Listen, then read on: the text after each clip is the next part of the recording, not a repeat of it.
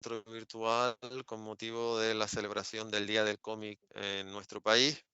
En este caso va a ser un encuentro virtual por partida doble porque vamos a hablar con dos autores que aparte de son autores y como diría el gran Patricio García Ducha, pareja artística porque están casados y los dos son dibujantes y los dos lo hacen muy bien y no es porque los haya invitado, sino porque a las pruebas me remito cuando vean las imágenes que vamos a ir proyectando. En primer lugar, no me quiero olvidar a los agradecimientos de rigor, que es, por supuesto, a la Fundación, que nos da soporte y cabida, y que siga apostando por esto en una época en donde empieza a haber demasiadas personas y estamentos empeñados en restaurar una censura que se abolió, si no recuerdo mal, por ley en 1978 del pasado siglo, y parece que hay gente que está empeñada en recuperarla.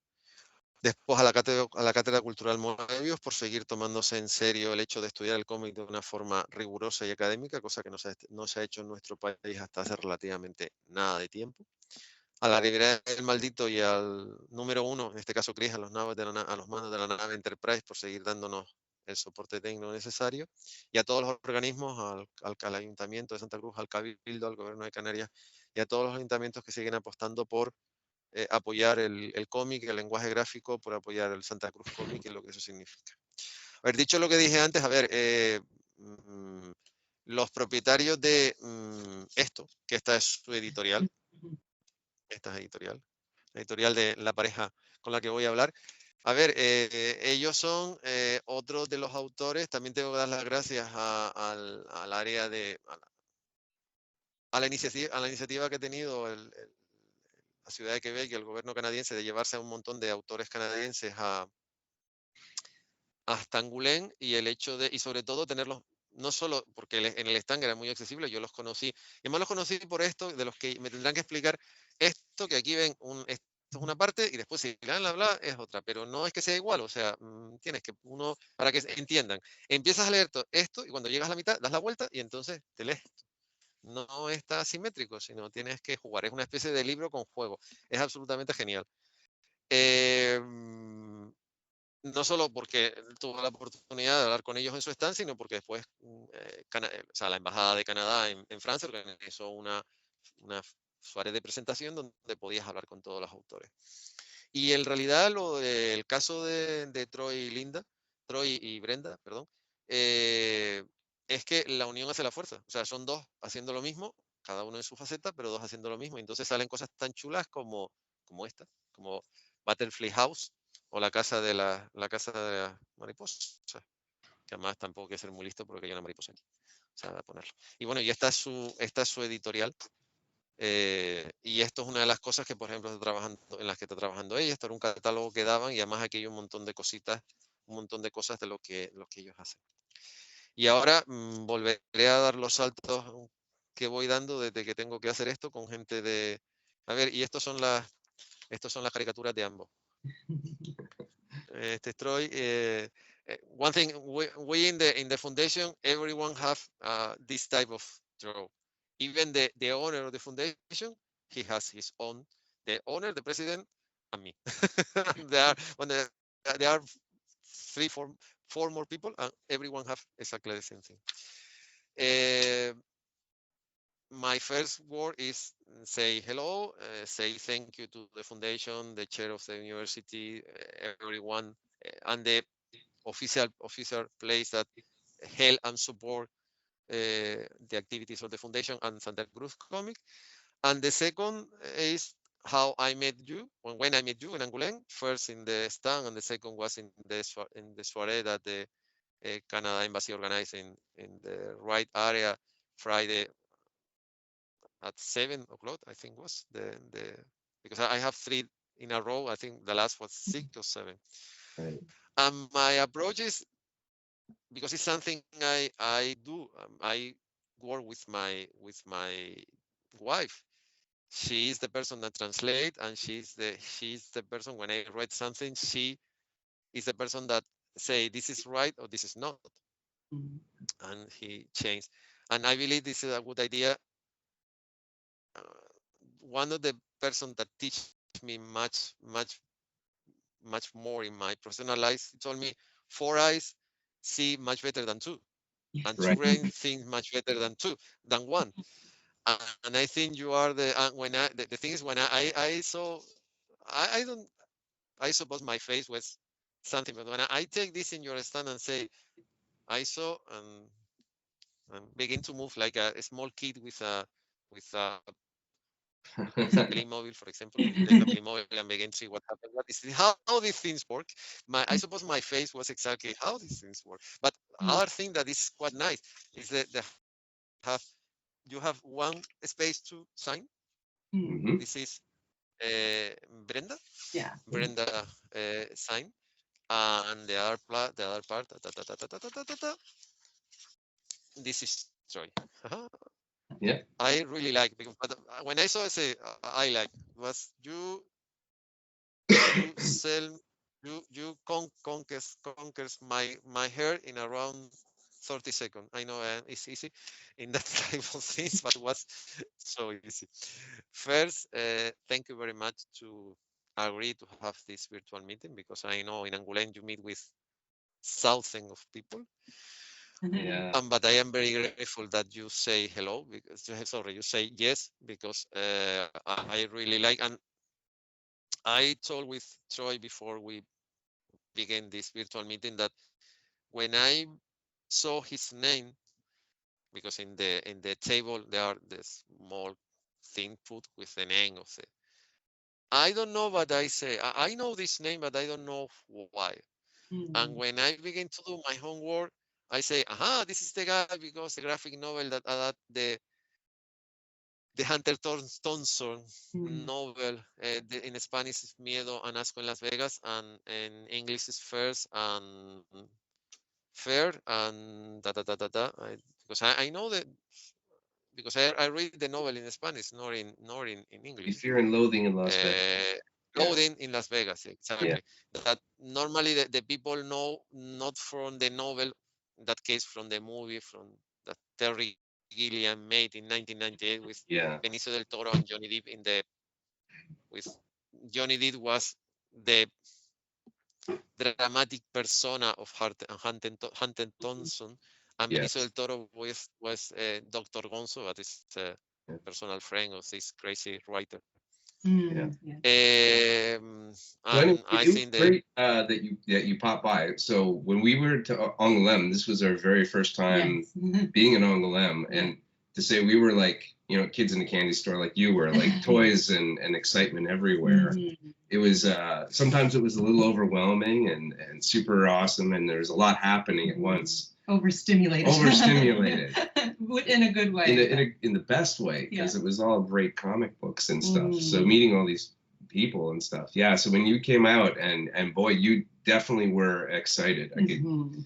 Yes. You look like the happiest guy probably at the show, I think. So, anyways, yes, no, no, and thanks for having us on to chat too. Yeah. Él ha dicho que bueno, que a ver, era también su primera visita a Angoulême y que Angoulême es en cierta manera casi como un tren de mercancías que te arrolla, pero te arrolla en el buen sentido, porque además todo el mundo,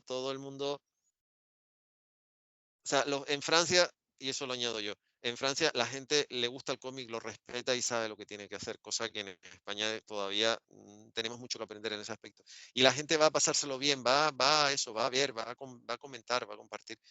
Y ellos tenían, todos estábamos como, Dios mío, ¿dónde estamos? Estamos, de esta manera estábamos todos.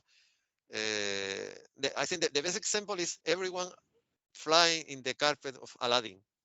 Yeah. I think especially the people in the industry, the the comic book artists, editor, people like me that are in the middle of this. We are like Aladdin in the carpet. We are flying because everything is so everything and everyone was so nice, so polite, and so everyone want to talk about comics, about the authors, and mm, it's like and there are I don't know how many people in the place, but it's possible to talk with a normal people. You don't need to cry like a crazy guy. No, you talking about and you meet with someone in sunlight and the people want to talking about comics and movies and toys and wherever, and it's like exactly the small kid and in the candy shop. And I know my face is probably exactly the same. My face is a mix between Pippi Landstrom and Charlie and the Chocolate Factory. And he take the only Wonka bar and they are the Wonka bar inside.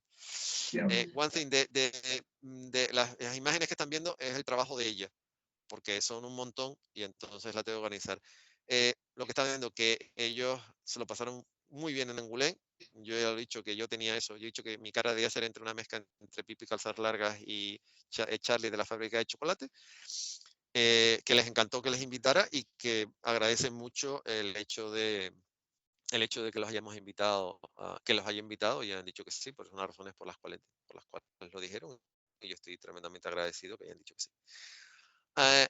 Well, I know the first question is, bueno, I say that he's Brenda Hickey and he's Troy Little. I try to.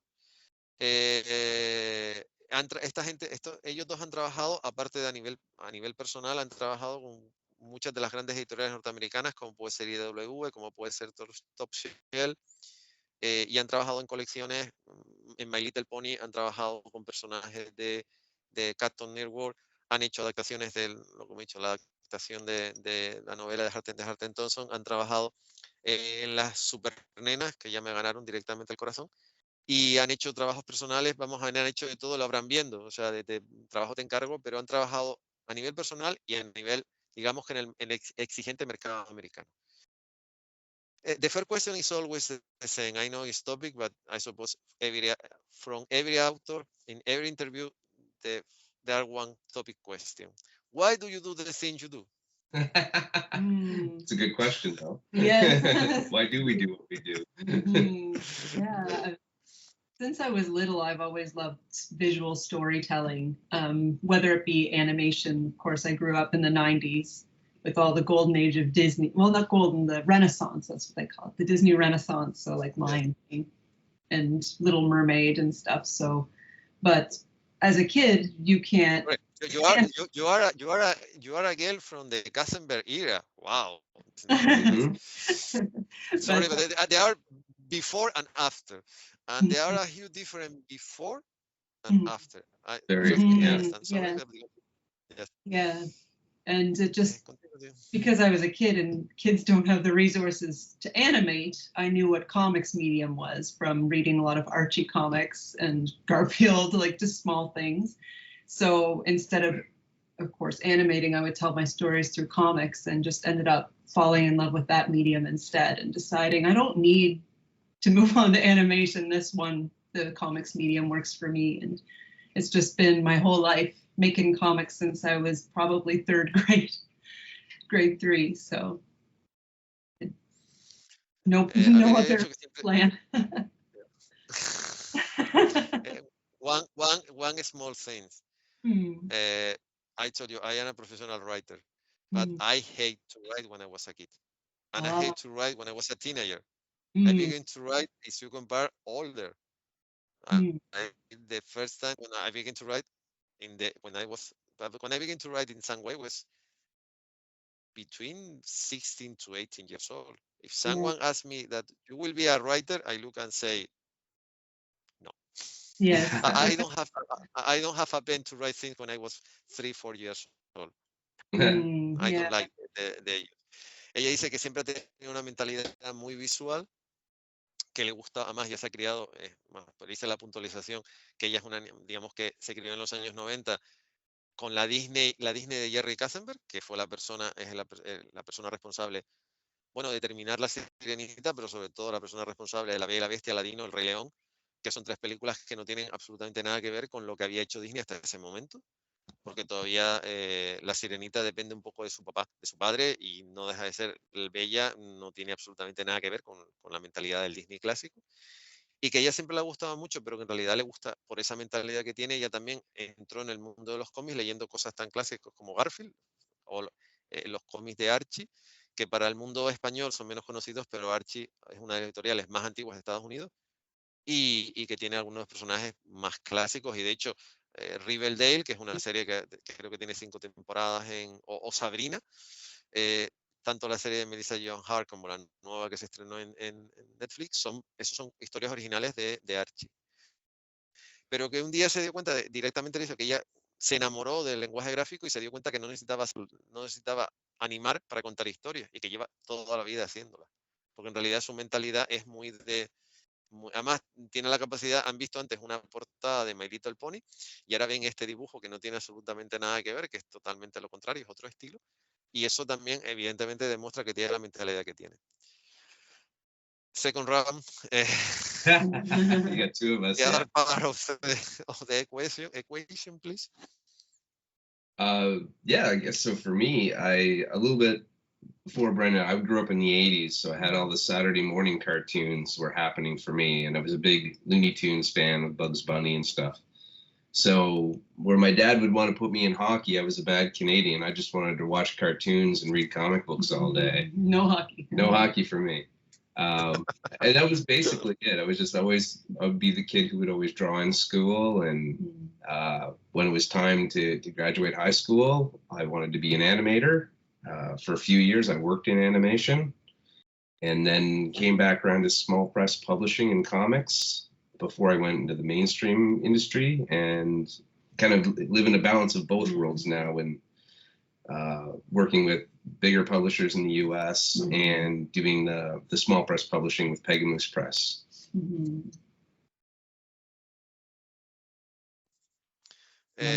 Another thing, Yeah. you are a Canadian guy and no hockey, I am a Spanish guy and no football.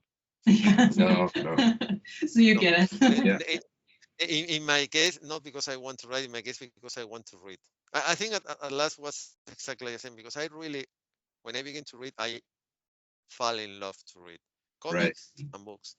And when my colleagues in the school play football, I like to sit down and read. Yeah. Exactly. I know exactly. I know the feelings. Yep.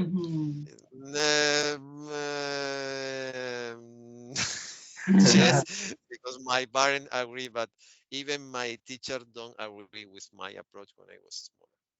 And unfortunately, that's true. Even my teachers don't agree with my approach. And when I was older, but when I was smaller, even my teacher talk with my parents and say, no, your kid need to play football. And my parents say, no.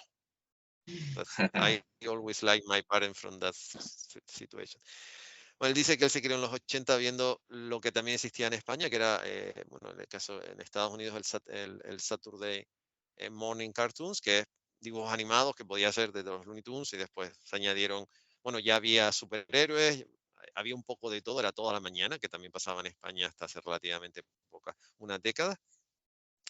Que aunque es canadiense y al ser canadiense, he puesto el ejemplo de que él es canadiense y no terminó por no jugar al hockey, y yo soy español y terminé por no jugar al fútbol, pero era como lo que tenías que hacer si eras niño, allí jugar al hockey y en España jugar al fútbol. Pero él prefería dibujar. En mi caso yo prefería leer lo que he dicho, yo prefería leer. Pero que él al final siempre estaba dibujando en el instituto. Y cuando salió, después de graduarse, después de estudiar, además en su currículum lo pone, él acabó estudiando, o sea, estudió lo que estudió para animación y estuvo trabajando en animación varios años hasta que decidió dedicarse al mundo del cómic. Esta es una de las cosas que ha hecho él, por ejemplo. Y primero trabajó en una editorial pequeña. Esto es uno de sus proyectos más personales. Y al final consiguió trabajar en editoriales grandes, que en cierta manera le da una buena perspectiva en cuanto a ver la diferencia entre unas cosas y otras. We live in the same world and we understand that things change, but you opened your editorial, I think, in 2015. I prefer to talk about this because it's there are something I some way explain. The foundation make these things, this virtual meeting, because there are many newborn artists or many people that, for example, think about to open his own editorial or send things to other editorial, know how the things work, what are the rules in that area. because there are many input, but not with all the information. And when I see that you have your own editorial and you work with for yourself and from outside, one of the quests of the foundation is explain to the actual comic book artists in Spain and then maybe the new generation how the things work outside Spain, because it's good to know. Because before this virtual meeting is impossible. You need to, for example, travel to Angoulême to talk with you, or travel to Barcelona, or travel wherever. Now with these things, it's possible to do. Why do you decide to open your editorial in that? Because the first time I attended San Diego, one editor from Marvel and one from DC, from the two bigger editorial in the world, say me that the virtual world probably changed the scenario in nothing. And you open the editorial in that decade between is when everything changed, and now with the pandemic the situation is totally different. But you decide to open the editorial. Why? So I'm not sure I quite caught that. the Like, question is it why we opened? But Well, the thing is, now in 2012, when I attended San Diego, two big editors tell me, we don't know until when we continue to publish comic in physical format, because we know that the virtual world is changed everything. We try to continue to publish comic, but I don't know until when. And you open your editorial in 2015, when in some way everything changed. Why do you decide to open editorial that publish physical comics in a moment when the things are changing? To Right, digital. Okay. right, yes. So why we continue to make books in the digital era? yeah, Mm, yes. yes. I mean, for us, part of the enjoyment of reading the books and interacting with the stories is the physical medium of it. Me personally, I just can't stay interested in a webcomic with a scroll, and I honestly crave a break from being on a screen. I want to interact with the physical media and like feel the paper stock and smell the ink and the finish on the book cover. Just have that physical experience of interacting with a book. I mean, you have the page flip that reveals the next part of the story, and the artists will plan out how they lay out and design a page so that it kind of controls the narrative somewhat and reveals things that you don't get the same way with digital. Yeah, something like Butterfly House, we couldn't really create digitally because you don't have that physical flip of the book, so Yeah. You don't have a tablet that is possible to see from that side and from that side. Yeah. You flip the tablet and the screen just rotates. And we work traditionally. We work pen and paper just instead of doing everything digital. Yes, I mean, so that's just part of the fun of it. I think for us as creators is the physicality of it, the tangibility of books and our love of books. Yeah, and with digital media too, it feels a little bit more like disposable. You create it, someone engages with it once, and then they kind of forget about it in their folders of other books. But a book, you have it on your shelf. You can pick it up and flip through it anytime you like and revisit it. So. Yeah, or people could discover it in a library, a secondhand bookstore. It could have a life beyond. Can be found. Yes. I mean, not to say that there aren't advantages to digital, but for us, the experience of the book is very important to us. Yeah. That is a good work experience. That is something unfortunately the new generation are actually in many ways forget. They don't go to a library, they don't go to a bookshop, they don't go to a physical toy shop. They do everything through internet. And they don't know that sometimes it's necessary to touch things. Yeah. A ver, yo les he preguntado, ellos abrieron la editorial en el 2015, su editorial, y yo les dije que cuando yo estuve en San Diego en el año 2012, dos editores, uno de Marvel y otro de DC, me dijeron que, bueno, que ellos sabían que el mundo virtual existía y que no sabían hasta cuándo iban a poder seguir publicando de la forma que publicaban, porque evidentemente los cambios estaban ahí. Y ellos me han dicho que sí, que evidentemente ellos han abierto la editorial en plena revolución digital pero por una razón muy simple, porque para ellos el cómic físico es lo que realmente les gusta. A ellos les gusta lo que es vamos a puesto el ejemplo, es verdad, o sea, tú con este cómic en formato digital no tienes una tableta que te permita hacer esto. O sea, tendrías que tener dos tabletas y entonces usar una tableta para este lado y hacer una tableta para este lado, pero eso es bastante más complicado. Y que es la experiencia que significa, aparte que dice que ellos son muy tradicionales a la hora de trabajar, siguen trabajando con lápiz, papel, tinta, y después evidentemente hacen el proceso que tienen que hacer digitalmente, pero a ellos lo que les gusta es la sensación. O sea, y además, eso lo ha dicho Brenda, cuando trabajas en el mundo digital, tienes la sensación de que lo que hoy es como las noticias en las redes sociales, que la pones a las 2 y a las 2:15 y hay 35 y esa la noticia de las 2 está sepultada por las noticias posteriores. Y el caso del libro, no solo lo tienes, sino después lo tienes que poner en la estantería o lo tienes en una pila de libros, como puede estar de estos libros aquí, o vas a una tienda de segunda mano, o vas a un salón de cómic. El caso es que es la experiencia no solo de abrirlo, que también han dicho una cosa muy importante, que es el hecho de que tú lo abres, además por ejemplo, se ve cómo está publicado, se ve que tiene, una dedicatoria digital nunca es lo mismo.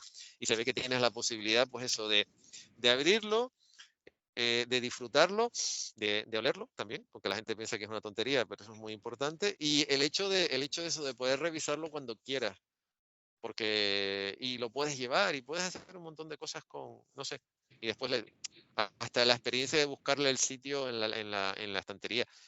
I try to say everything, and I put another thing is try to find the right place in the shelf.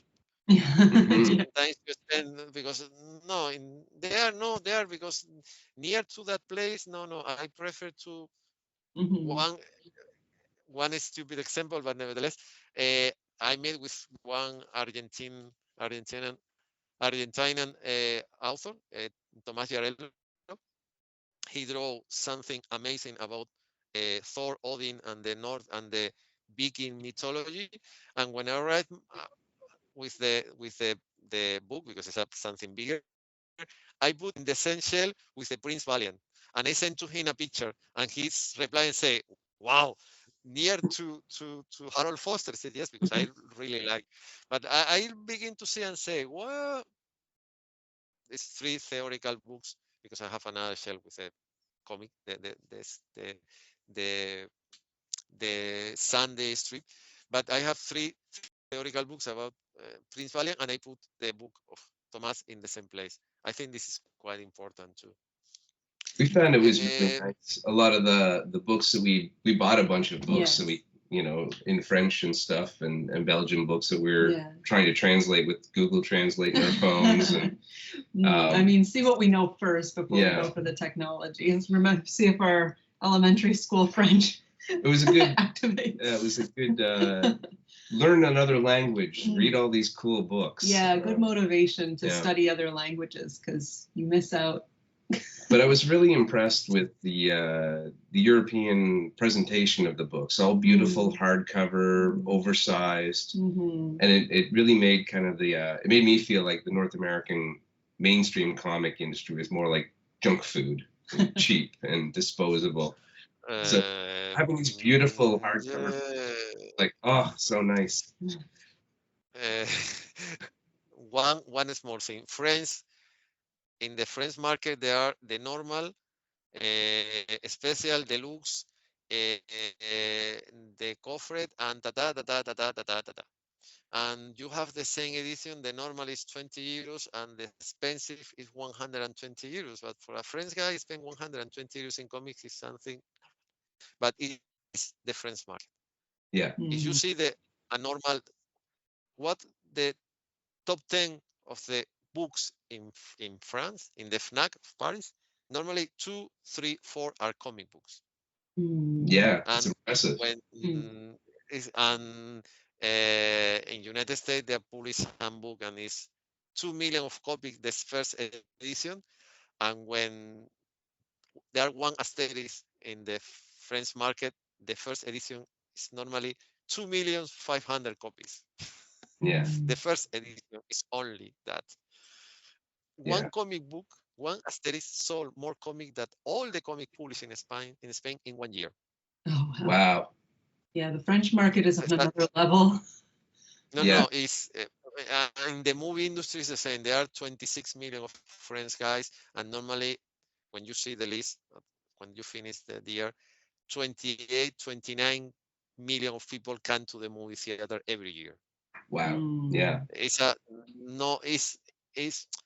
I say the French market, France, Belgium, but especially France from this is a totally different approach, because it's in Spain there are at least the more the top 10 of books is only books. There are any comic book, and in France sometimes half of the list. I remember when there are Lucky Luke, Asterix, the Meta Barons of Jimenez and Jodorowsky. In some way, there are some lists at 5 books and 5 comic books. And these 5 comic books, you see, and it's 10, 12 million of copies from the first edition of all the comics. And this is, even in Japan, it's not, everyone see the French market like, and I don't believe that the American, because there are really, for example, IDW, all this edition of Comic Street, the Daily Street and the Sunday Street, the editions are really amazing. Are more expensive, but are really good. They are really good edition. But in France, the comic book is some kind of religion.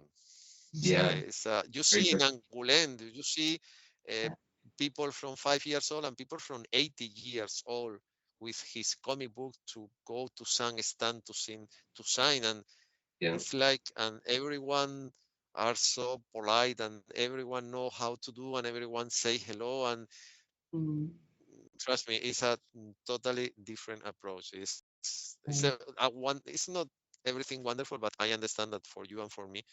By the way, these things, these images are, I know personally Kevin Eastman. I met with him in Barcelona. So I have 2 turtles signed from him, because I really like Ninja Turtles. I like and I like of all this approach.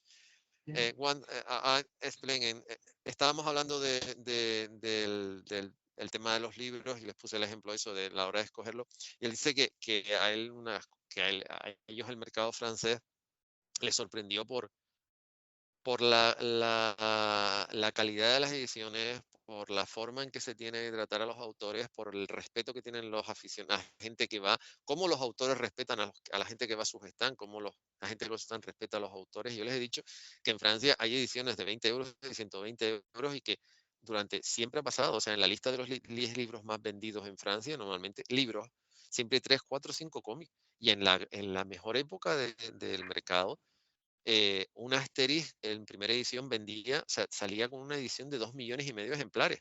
Solamente un número, que es prácticamente todos los cómics que se podían vender en España en un año, los vendían ellos con un número.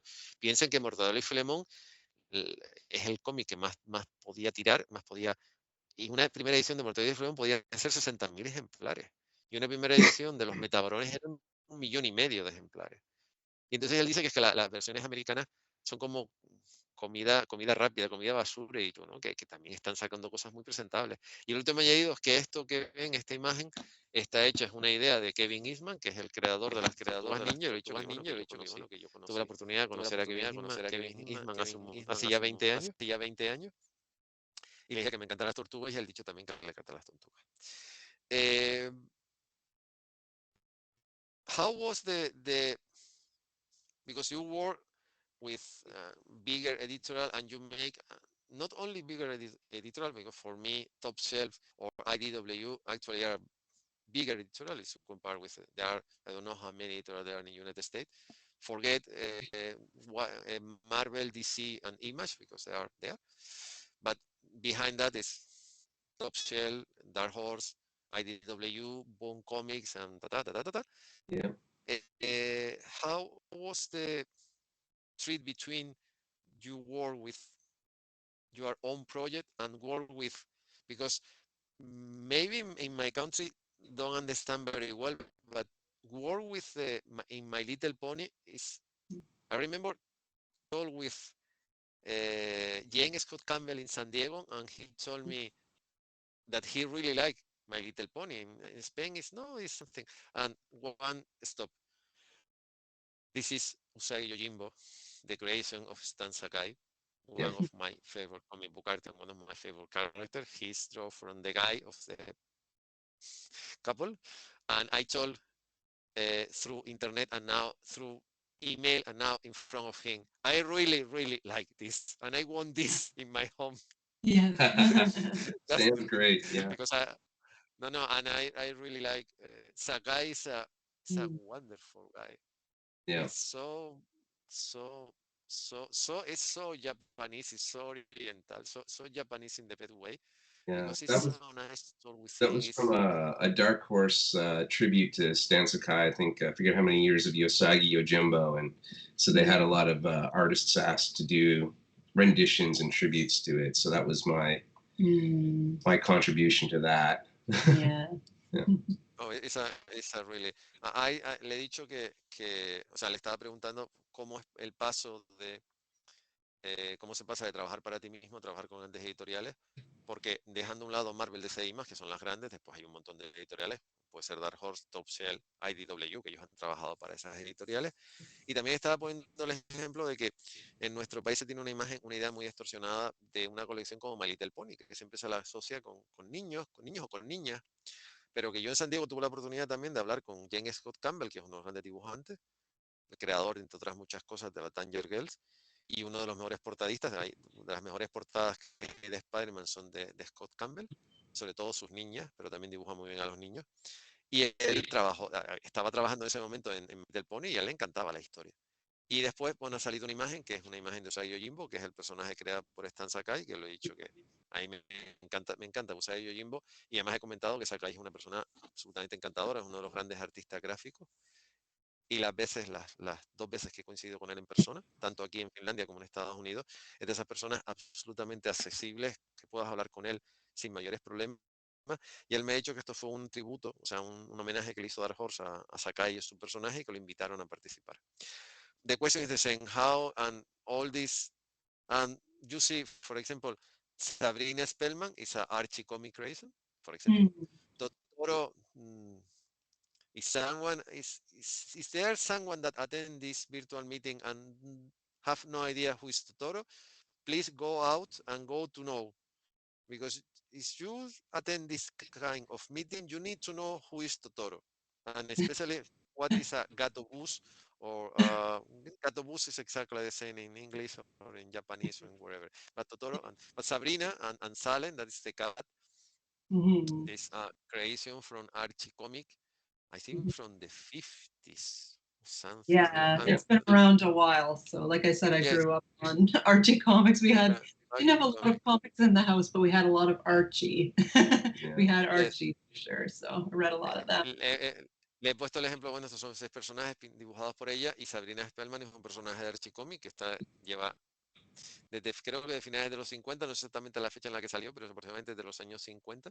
Y también he dicho que si no saben quién es Totoro, por favor váyanse a paso ligero a enterarse de, porque uno tiene que saber quién es Totoro y qué es un gatobús. Volviendo a la pregunta original, how was the trip between your own project and to work with? Maybe the question is, you need to knock too many doors until someone say, please work with us? Or was more easy that, because it's a question that normally every author, especially in Europe, you know that we have one image about the American market, and in United States you have exactly the same with the European market. Yeah. But everyone believes, how me are any possibility to work with, for example, IDW or Top Shell or Dark Horse? In some way, I think everybody has kind of a different story of how they got into working with the comics industry, and a lot of people do start. We're kind of intertwined with how we started, because I published 3 books with IDW that were creator-owned. That would be Chiaroscuro and Angora Napkin, 2 books by them. Yeah. And I was looking to get more into comics full-time so I could get out of my animation job. And I just kind of lucked out and asked them if they had any any projects I could be working on for comics. And they had just gotten the Powerpuff Girls license for Cartoon Network. So I started working with them as a writer-artist for Powerpuff Girls. And it wasn't very long after that My Little Pony came to IDW, and I think My Little Pony was already there. Was it already there at the time? Yeah, because you were emailing Bobby, who was the editor on Powerpuff Girls at the beginning. It changed to somebody else. Yeah.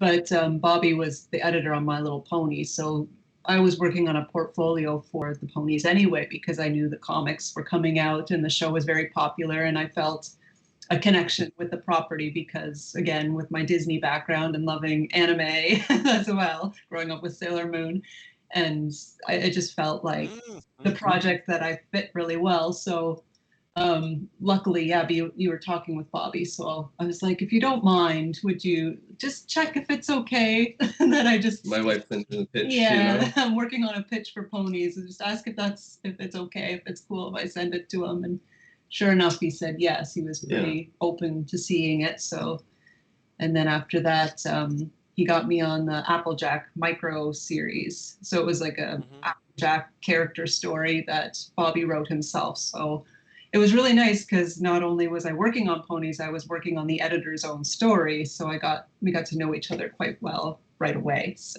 yeah. A ver, en el caso de él dice que evidentemente en este mundo, en este mercado, cada cual tiene una historia diferente. Él dice que él, cuando estaba trabajando en animación, ya consiguió publicar 3 libros, los libros de Claroscuro en nuestro idioma, que dentro de poco veremos las portadas. Pero él estaba buscando dedicarse a tiempo completo a los cómics y no seguir con la animación. Y entonces, entre medias surgió la posibilidad, la editorial consiguió la licencia de las Super Ninas, que es una de las grandes series de Cartoon Network, del Cartoon Network clásico, y entonces se puso a trabajar precisamente en las Super Nenas. Y esa fecha también, bueno, esto es exactamente, Chiaroscuro de Troy Lloyd, de Troy Little, o Claroscuro este es en italiano, entonces sería Chiaroscuro en italiano y Claroscuro en nuestra lengua. Y entonces, justo en ese mismo momento también ya IDW estaba publicando My Little Pony. Y entonces Brenda le dijo, bueno, con mi formación es de Disney, he crecido viendo Sailor Moon, personajes me gustan, y entonces le propuso, bueno, el que era editor en este momento, el que era editor de las Super Nenas también hacía las veces de editor de My Little Pony, y entonces fue cuando ella también consiguió meter la nariz, por decirlo así, meter la pata del camello dentro de la tienda, en este caso con My Little Pony. Y en realidad, bueno, pues, y además el caso de ella consiguió trabajar también con el editor, o sea, en labores que iban más allá de dibujar, con lo que también fue conociendo la historia. Pero en realidad al final es eso, al final es estar en el momento exacto y tener también, digamos que, una formación que te permita hacer frente a lo que se te plantee. One thing that because I am from Europe, one thing that there are many comic book artists from Europe don't like to the American market is the approach, the deadline are totally different. Because in the French market, for example, you have maybe 6 months to make an album. And in the American market, in the best case scenario, you have 1 month and a half, 2 months. When I was on My Little Pony, it would be 4 to 5 weeks. So about a month. And that was if I was lucky. Sometimes, depending on deadlines, they'd be like, "Oh, we need this one in 3 weeks." So that's the thing. That is the many people say, no, I don't. I in some way, even in Angoulême, I always have a few. By the way, this is really nice, but this is really crazy. I don't know how to describe this series. Yes, the cat is nice and scary in the same way. Thank you. No.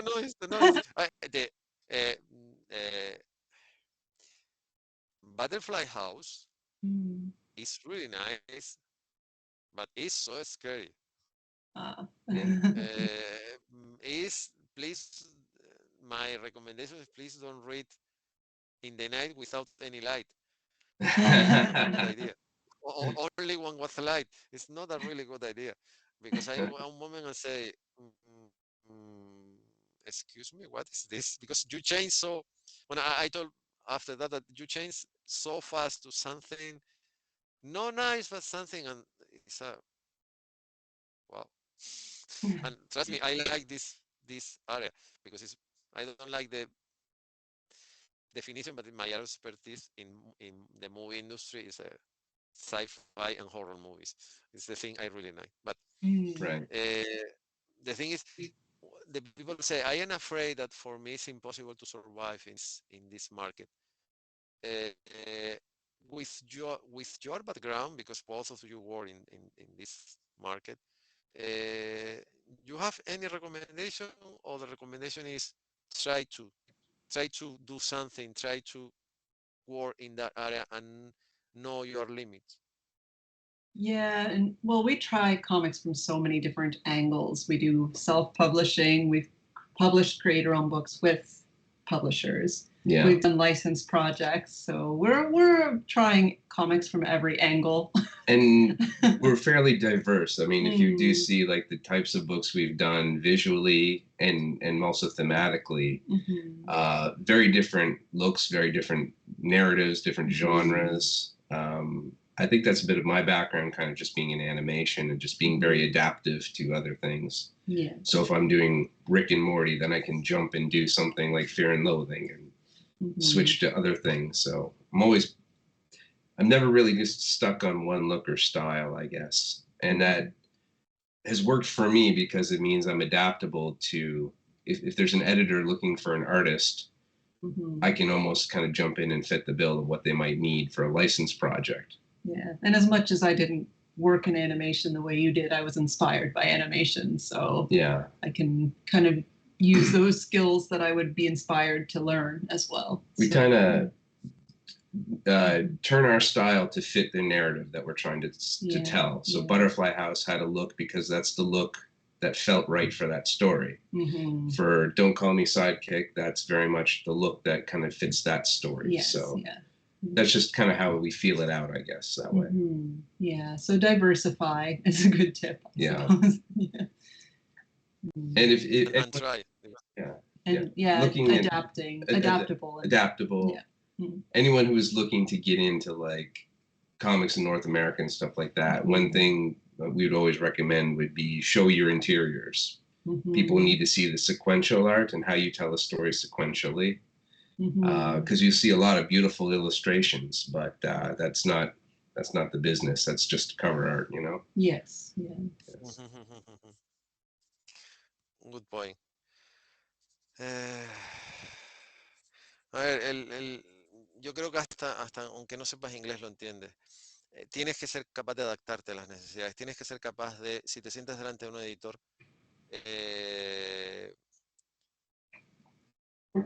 colmar las necesidades que ese editor te pueda plasmar. O sea, es muy, o sea, Troy ha dicho una cosa que es muy cierta. O sea, tú tienes que ser capaz de demostrar que eres capaz de contar una historia de forma secuencial. Porque si lo que haces son ilustraciones muy bonitas, pues lo que puedes hacer es lo que pueda, vamos a ver, el caso de James Scott Campbell o el propio Alex Ross, que son capaces de hacer un cómic, pero luego haciendo portadas son insuperables. Porque además su forma de trabajo, sobre todo Alex Ross, es una persona muy... El estilo que utiliza, digamos que es muy lento. No es de los que dibuja, de la forma que él dibuja él, no exige muchísimo más tiempo de trabajo. Y es uno de los mejores portadistas que hay, evidentemente.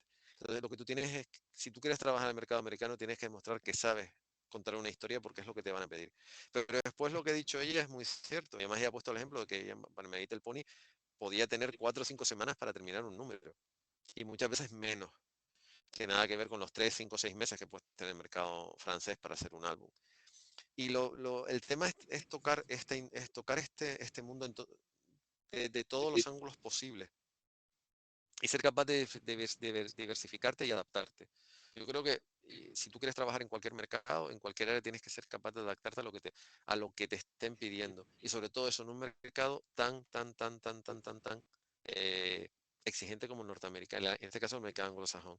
Y después es bueno que tengas muchas influencias, o sea, él ha trabajado en animación, pero ella su formación es eso del Disney, sobre todo el Disney más contemporáneo, el Disney sobre todo de Jerry Katzenberg y posterior, o el caso de animes como Sailor Moon, y al final eso es lo que te hace poder sobrevivir y poder hacerlo y intentarlo, o sea, el no ya lo tienes por delante. Eh, how much time you spend to create something like Butterfly House? That one, the idea we kind of would talk about, say if we were traveling or we found ourselves with some spare time. So we were kind of just, we didn't even know we would make a book out of it to begin with. We were just talking about ideas that caught our attention and just kind of back and forth. What if this? Well, what about this? And maybe if we flipped it this way instead, and then how would we make that work? Yeah. Until eventually we're like, we need to make this a book. Yeah. Because we never collaborated on something before. We do separate projects. So the more we talked about the concept of Butterfly House, the more we're like, this is a really fun first collaboration.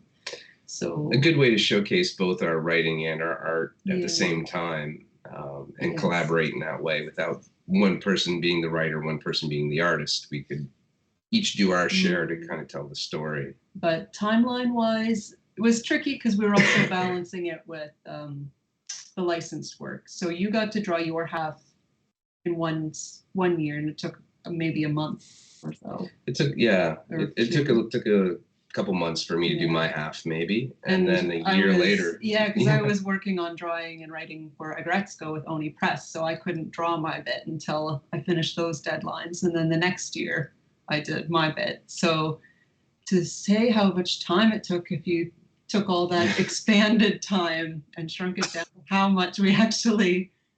Yeah, Yeah. It's a long process for a small book spread out over a long period of time. Yeah, to balance the bills, the paying work. So Yeah. If we broke it down to how long it took, maybe 5 months, 6 Yeah, months. we could probably have done that in about that time, If you start to condensed it. finish. Yeah. But Life. I understand because sometimes you need to stop to do something and finish something in between.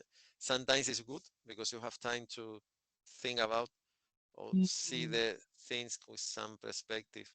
yeah, And I've when you got a continue, book. maybe you change something. But I have a that's book the I've thing. been Les he working on. preguntado Sorry. Yeah. Les he preguntado cuánto tardaron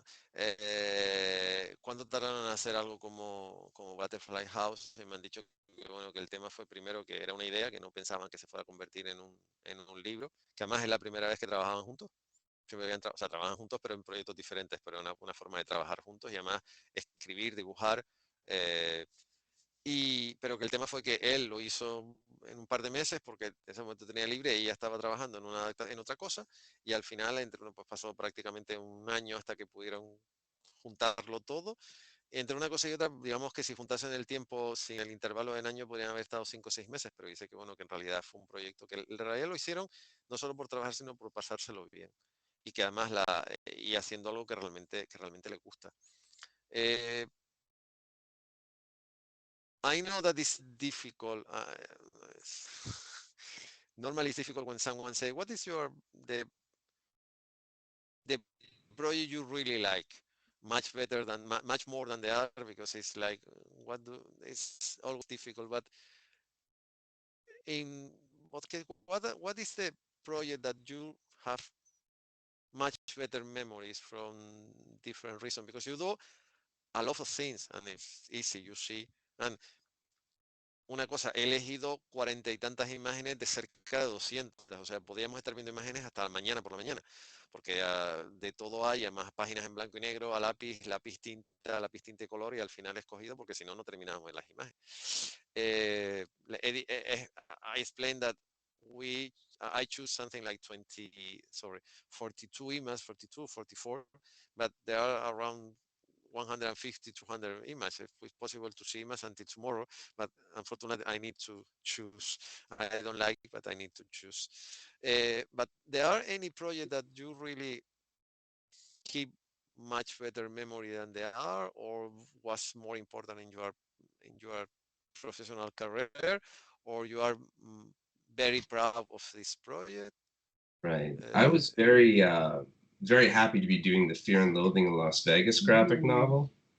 I was a big fan of the book. I was a fan of the movie, and getting an opportunity to actually adapt a novel, they gave me kind of like full control over that. So I got to write and draw it, letter it, color it, and do everything with really no editorial input. Just kind of, they said, just stick to the writing of Thompson, stick to the book, you know. And being a big fan, I just tried to do my best with it, knowing that Hunter Thompson fans are kind of crazy. They probably hate it because it wasn't Ralph Steadman drawing it. Any case, the book came out, and I got to do a book tour with that. I dressed up like Hunter Thompson, and I rented me a red convertible, and we drove to Vegas and did book signings. And that's where I met Kevin Eastman. I did a signing with Kevin, and then years later, I ended up working with Kevin on some projects. So that book's got a special place in my heart because it did offer a lot of opportunities to meet my heroes, to travel, to adapt a really cool book. So for me, that would be one of my favorite ones. Unfortunately, it's out of print now too. So I would like to get it back in print if I could. Yeah. Or in Spanish version, because I'm pretty sure there are not Spanish version of that, because I read in English. I remember the English version, and I don't, because Hunter Thompson is not, there's one segment of the Spanish people that know this guy, but when I saw the movie in 1988, maybe, I don't know, is there anyone inside that read the book before, and I think there are, I think the first version in Spain, Spanish, is from the 70s, not from the yesterday. Yeah, But the novel was published in 1970s. There was a movie back in the 1980s with Bill Murray called Where the Buffalo Roam, and then it was 1998 that the Terry Gilliam film came out. So I think it's much more of a North American movie kind of thing. I'm not sure how widespread it is as far as like people would be aware of it, because he is very American centric. Interpreter Data en Continue. Yo le he preguntado, que él me ha dicho que si hay un trabajo si hay un trabajo que tengo un especial recuerdo es este, no solo porque es fan de Hunter Thompson, del escritor, a mí personalmente también me gusta mucho, sino porque le dieron la oportunidad de tener control absoluto de todo. O sea, él lo adaptó, él lo dibujó, lo entintó, lo coloreó, hizo todo lo que se pudo. O sea, como sería en nuestro país, él se lo hizo, él se lo comió. Y después él dice que él hizo un tour para promocionarlo, que tuvo la oportunidad de conocer al autor original, al autor de la historia, que fue a Las Vegas, conoció a Kevin Eastman, que después acabó trabajando con él, y que lo dije antes, uno de los creadores con Peter Light de las Tortugas Ninja. Y es no solo la experiencia de adaptar algo que le gustaba, o sea, una novela, le gustaba la historia original, le gustaba el escritor que estaba detrás de la novela, sino encima el hecho de todo lo que le supuso el verse implicado en una historia como esta. Lo que le acarreó el verse implicado en poder adaptar una historia. Una historia que además partía a la base que él era fan de la novela y del autor. And in your case, my lady? I feel like I haven't worked on as much as you, so I'm like, oh, which of the ones? I mean, of course, I enjoyed My Little Pony. It offered you a lot of opportunities. It offered me a lot, and it was my first professional job in comics, so I really went from 0 to 100 with that, which was some points. Time. Your first professional job? Well, in the industry, yes. My first professional comics job was with Bayer Pharmaceutical for kids with hemophilia. So it's like, it's a comic job, but it wasn't in the industry. Yeah, so. Wow, because it's, I have, in that case, I have background in My Little Pony, not only the toys in the comic. Um, if you see the previews and your issue, look the same nice, look exactly, it looks really nice and Thank you. professional. And no, because you send me page without any colors in pencil and ink and with colors, and the cover. There are any different between the normal, because I saw the different series in previews from the last 30 years of, I begin to read the previews in the 90s, and I continue to read every month.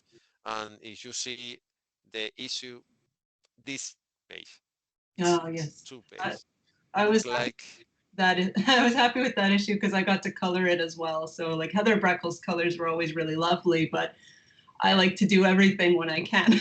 So I got to color yes, it. no, but if you see one page in the previous issue and you see that, you need to, I don't know, even someone from Hasbro, that is the creator of the original toy series, know the difference, see the difference. And the license from, yes, it's true. Because, but when you say you are first professional and say, wow, I know why you're marrying her. I Yeah, understand no, that sentiment. I'm a big fan. She's very talented, and she has really literally been drawing since she was a little kid. So she's actually got a head start on me. Well, this is why No, it's true. I didn't have much No, of a le he social dicho, life as a child. Let's just say I worked and worked. But le he dicho, ella estaba hablando de que tenía muy buen recuerdo de My Little Pony, pero también por todo lo que le ha ofrecido. Y dice, no, es que fue, y dice, no, sí, mi primer trabajo profesional en la industria. Y le dije, perdón, tiempo, ¿cómo es eso? Entonces, claro, ha puesto las portadas y esa página doble y dicho, bueno, yo tengo, o sea, no solo conozco los juguetes, sino conozco los cómics desde hace mucho tiempo, pues los cómics se llevan publicando bastante tiempo. Y yo le he dicho, si alguien ve un número anterior al tuyo y ve tu número, digo, yo no creo ni siquiera que la gente que trabaja en Hasbro vea la diferencia, que son los que tienen la licencia original. Entonces, y después le he dicho, muy en serio además, que entiendo a Troy, que porque se ha casado con ella, porque evidentemente tiene muchísimo talento. O sea, porque tú ves esta portada y tú ves esta portada. Además, dice que ella se siente muy orgullosa de esas páginas porque no solo las dibujó, sino también las pudo colorear. Ella quería tener control de todo. Y a ver, tú ves estas páginas, ves un número anterior, los números de 3 números anteriores hechos por grandes dibujantes y en la verdad no hay ninguna diferencia. Entonces, sorry from the, but I understand this cover is wonderful. oh, thank you so much. And no, and the idea of and the one thing one thing I really like for example, of Butterfly House is the detail.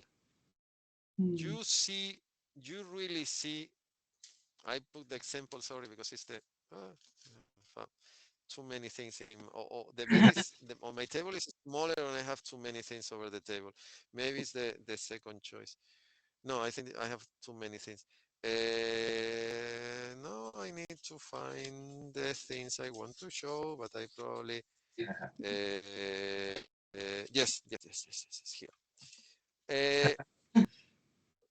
You see, this is a real candy. And a real chupa chups, because the chupa chups is a Spanish creation.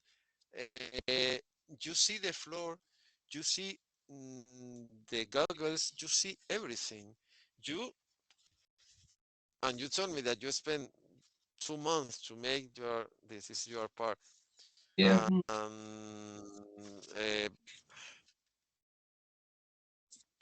Hey, you see everything here. The Yeah. bed, the table, the chair, the floor, the toy horse, the window, and everything. You keep, and in your job, and in the Hunter Thompson adaptation, you see even if in the bathroom there are something broken, and you Yeah. see the scratch in the Chevy convertibles, and you are crazy with the details. A lot of attention This to is detail. Yeah.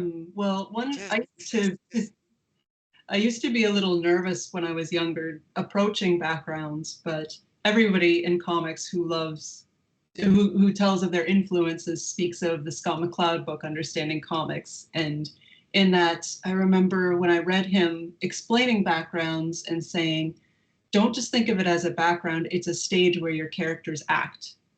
And the objects are things that your characters interact with.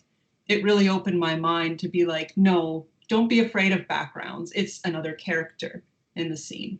Yeah, the environment helps tell the story, right? Yes. So that's when I decided and started to love backgrounds and details. Yeah. Seguíamos con el tema de My Little Pony, pero es que le he dicho que una de las cosas que sorprende mucho en My Little Pony y en Butterfly House, en todas las cosas que ellos hacen, es el gusto que se toman por cuidar los detalles. Porque he puesto eso en esto que están viendo. En esto se ve los desconchones en el parachoques. Hay una parte que está en el baño y se ve que hay un azulejo que está roto. Aquí se ven los caramelos que está tomando, el suelo, la ventana, la mesa, la silla, y si el suelo tiene rayitas. Entonces ella dice que al principio estaba muy nerviosa por el tema no, y fíjense aquí mismo, o sea, ves la parte de atrás el sillón donde está y ves las rayitas perfectamente del tapizado del Chevy Convertible donde van estos dos colgados. Even when they open and see all the type of drinks and drugs are perfectly well described. Really amazing. It's really, really amazing.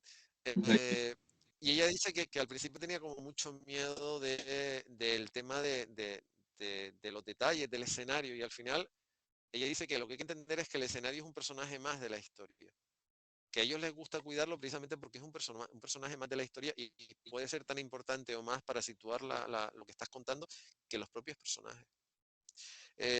Sorry, because I jumped when we began to talk. It's normal. You say that for you, My Little Pony was important. There are another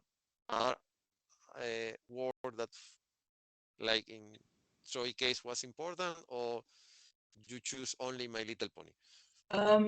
Well, where I was going to head with that was that it was my first job in comics and I was very young. So I went from 0 to 100, like I said, in my career, that I was suddenly getting invites to Comic Cons and I was suddenly on panels. So I was a little bit, as much as I liked the project, I almost felt like an imposter syndrome. And so it was a little bit hard to relax and feel confident that I was a professional because it just happened so quickly. And as the years went on, I got, of course, more comfortable with, being a professional and feeling confident that I belonged in the industry. And I really enjoyed the story arc of Legends of Magic that Jeremy Whitley wrote. That's a highlight of My Little Pony, as well as Spirit of the Forest that Ted Anderson wrote. And after the ponies was done, I was happy to try new things because I was on it for so long that you just want to show people you can do more than one thing. Trick pony. Yeah, not just a one-trick pony. You've got more things you can do. So when I got to Agretzko, I felt really happy because I got to a place where I was writing it as well as drawing it and doing all the full colors. And I felt very confident that for the first time I was working on a licensed book and I didn't feel anxiety that I wasn't good enough. I felt like, okay, I finally reached a place where, so Agretzko really helped me feel like, okay, I've matured in my career and I don't feel like I'm just a child who stumbled into the wrong room and doesn't know what they're doing with all the adults. So Agretzko really helped me to feel confident in my abilities and feel like I was part of this whole industry. Even the name is nice. Mm. Agretsuko, wow. No, I like. Ella ha dicho que, bueno, eso antes lo omití, que ella pasó de 0 a 100 en nada, o sea, de no ser nadie, a repente, eso, ponerse a trabajar en My Little Pony, que es una de las series, es una serie muy importante en Estados Unidos a nivel gráfico, y unos personajes muy, muy conocidos, y que ella dice que pasó de no ser nadie a eso, que la invitasen a convenciones de cómic, a sentarse en mesas redondas a hablar, y ella sentía como el síndrome del impostor. Decía, pues yo acabo de llegar y yo no he hecho nada. Pero que después ya se ha ido adaptando ha ido creciendo profesionalmente, ya es mayor, profesionalmente hablando, y que, por ejemplo, es un trabajo como, lo voy a leer porque no quiero meter la pata, porque tiene un nombre bastante particular, Agretsuko, que lo publica Oni Press, que bueno, que hay varias imágenes las que hemos puesto, de hecho hay un par de imágenes que son muy divertidas además, que además es un trabajo al que ella tiene el control. Evidentemente ella se siente muy contenta y muy a gusto porque ya ve que tiene exactamente, que ya no es, llegué, de repente hice algo bueno, todo el mundo le encantó, pero bueno, ¿y qué viene después? Porque desgraciadamente uno es tan bueno como su último trabajo. Y el problema era ese, que ella pensaba que como que parecía como que lo había hecho todo de primeras dadas y que era la siguiente, y que ahora no, que ahora tiene la sensación de que no, de que realmente sabe lo que está haciendo. Eh, is there any project that you always want to do, any comic book series, any character, any universe, whatever, because that you always want to do, but or is difficult because it's in the hand of the big editorials, or if someone say yes, you say oh, because a stupid example, but sometimes it's always a few. I know a few comic book artists that really like, for example, Spider-Man, Batman, or something. And it's always one Spanish author. He told me, if someone say to me today that for me, it's possible to draw Spider-Man, I began to run in the wrong direction because I don't know what to do. I sit down in front of the screen and say, me draw Spider-Man. No, it's not possible. Something like this, there are something or someone, some series character you really want to do and you never know if you are capable, or is someone from DC, Marvel, or Image is a totally different approach because Image is your own project. But it's, or even in Image, imagine that Tom McFarlane or Rob Larsen say, do you want to draw Spawn or Savage Round for something that is a Two Survivors original Image? What will be your answer? Yes, or are you crazy?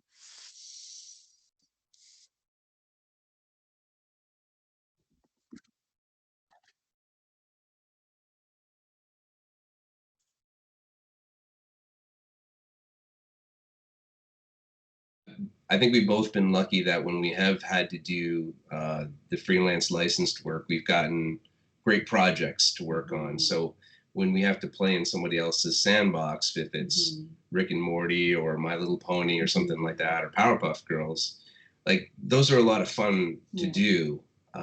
And they almost kind of fell in our laps in some cases. They didn't, something we didn't seek out. And the people whose work I admire, like if it would be The Max by Sam Keith, as much as I love that character, I'd rather see Sam Keith do The Max than me do The Max, you know?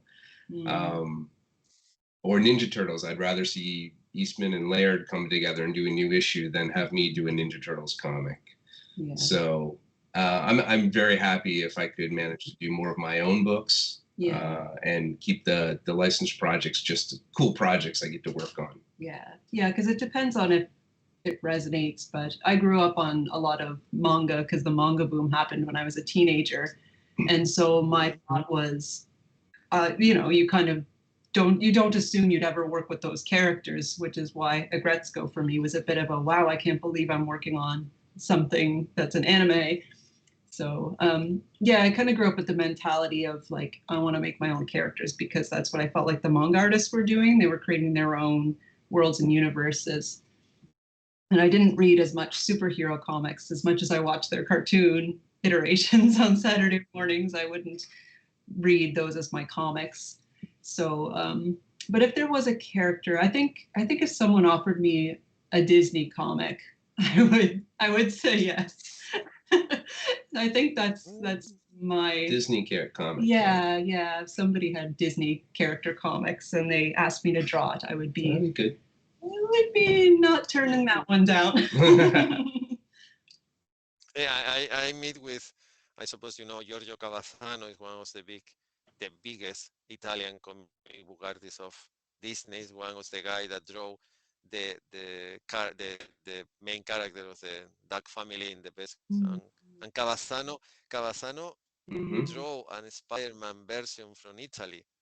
It's one he has this opportunity because I meet with Giorgio Cavazzano here in Finland because there are a huge tradition of Disney comic in the Nordic countries, not only in Finland, in Sweden, in Denmark, and in all this area. And Cavazzano told me that because the Disney license in Italy is with Panini, and Panini have the license from Marvel, and Marvel offered to Italian author to draw something, and he say, I always like Spider-Man. For me was a big challenge, but I enjoyed to make this comic book of Spider-Man. But if you Jose Luis Garcia Lopez is the guy that drew the DC visual style of Marvel of DC characters, and in some way Giorgio Cavazzano is one of the guy that drew the visual guide of how to draw Uncle Skrull and Donald Ducks and all the characters, and I think it's a good choice, and I love the Max. Everything of I love this comic. I love the character. I love the surrealistic way of do things. I love the ETH. I have several of the small from McFarlane. I have something like 50 different ETH. One of my crazy ideas is to have one playset with the Max and full of ETH Nice. in different colors.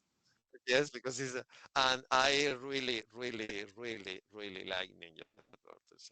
I like especially the original black and white comic books. Yes. These are wonderful. I think that your choice are really, really, really nice because and if I have the opportunity to choose for you, Brenda, you will be a really good artist to make your own version of Ranma Medio. Awesome. For example, Mm-hmm. something like that, because I have the anime background and manga background, especially anime, because I really, really like anime. I see anime when I was a small kid. My first anime was Speed Racer in the 70s was the first, and the last is every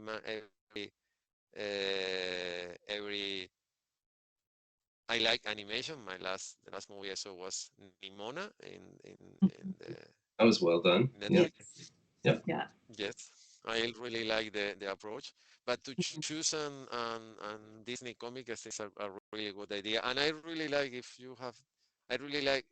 So if you have one day the opportunity to draw some one shot of the Max, because people don't know how well is this character and everything behind. I always, when I begin to read in Spanish, it was one of the first IMAX series published in Spain when IMAX arrived 2 years after, was in 1992 in United States and 1994 in Spain, and the Max was one of the first series, and I really like.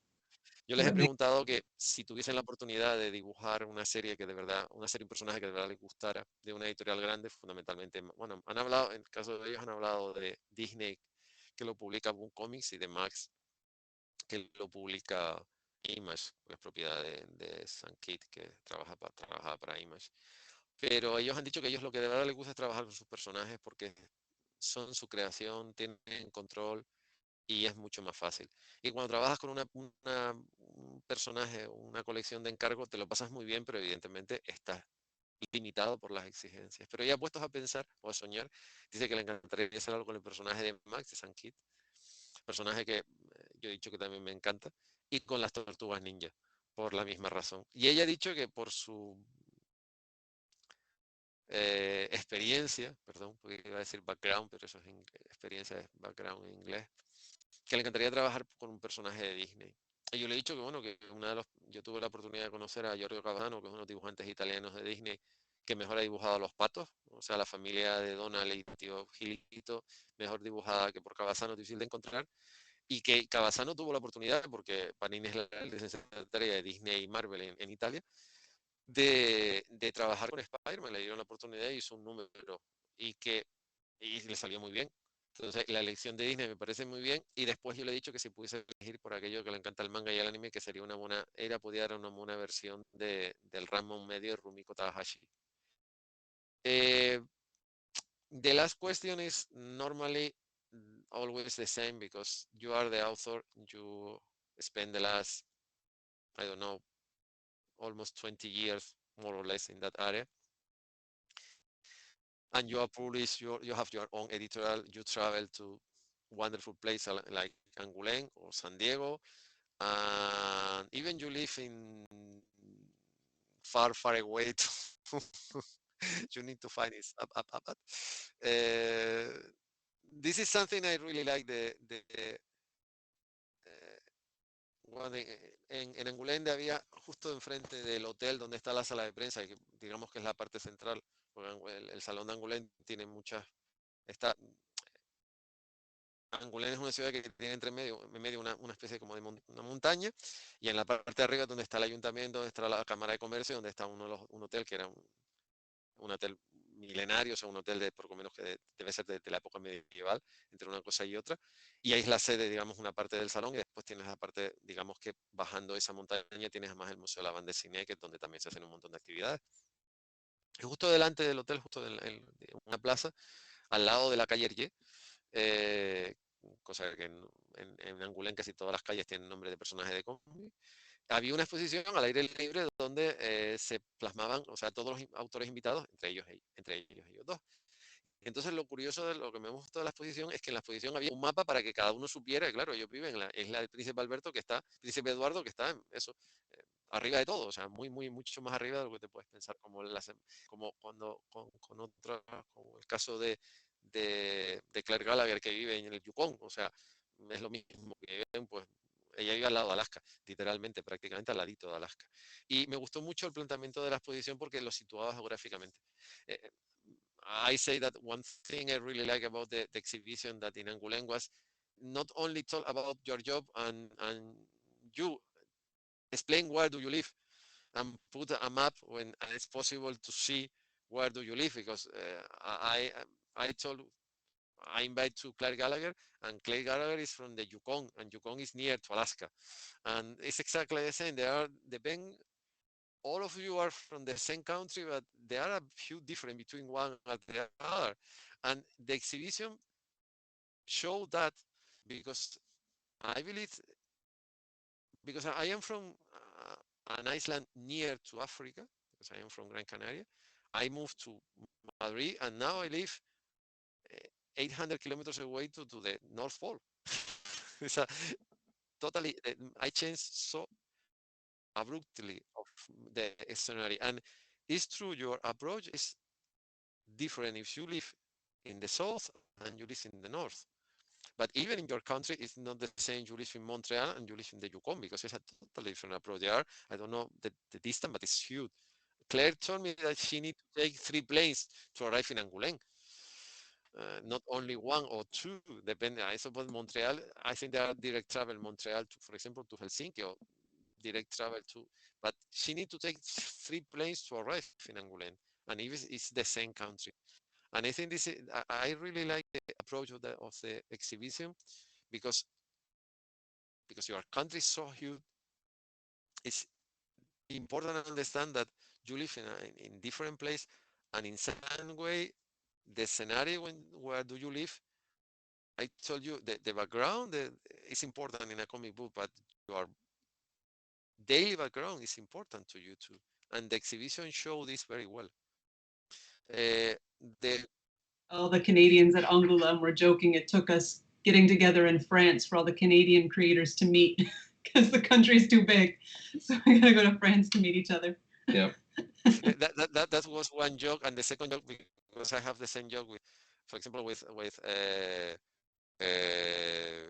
another one, a few more Canadian artists about the weather, because the people in Angoulême with 12, 15 degrees plus are colder, and all of us, when we arrive, when I take the plane in Helsinki, was 10 degrees minus, and many of this is between 12 to 20 something degrees minus. And I remember one of the artists told me, for me this is like a spring, and say exactly. Yes. But you see the people with clothes and more clothes and say, excuse me, outside is, I know the climate is humid, but travel to this place, and from people from Finland, from Sweden, and from the Canadian community, all was exactly the same. We are very happy with the weather, and the Oh people in yeah. Angoulême are so cold, like wow. Yeah. And We got you home look off at them here and say, and it was minus 20. Yeah. When we got home from France, minus 20. It was exactly. snowing. When I left the week before take the plane was minus 24 in Helsinki. Yeah. So you know. You understand. No, no, perfectly well. When I arrived in Angoulême was 12 degrees plus, and say when I out to the train and say, wow, and was late because it was at 6, and say, wow, Yeah. the weather is so nice, and So in the same moment I think in Helsinki was 18 degrees minus. This is something I don't feel well when talk with you people from Canada, because they understand my approach, the difference between, but this is a stupid question. it This was is a nice something break even I point. don't uh, I told you before, there are many people that attend this meeting because they want to know much more about how to be a comic book artist, a comic book illustrator, because there's something you explain very well, that maybe you are a good illustrator to make covers, but not to make a comic book, because you really don't like, or you really don't enjoy to the sequential creation, but you like to be a comic book illustrator from cover. And I put, for example, in Spanish, James Campbell or Alex Ross. They are capable to do a comic book, but they do much more comic cover, and we really enjoy the comic cover of uh, James Scott Campbell or Alex Ross. And you do something that is important.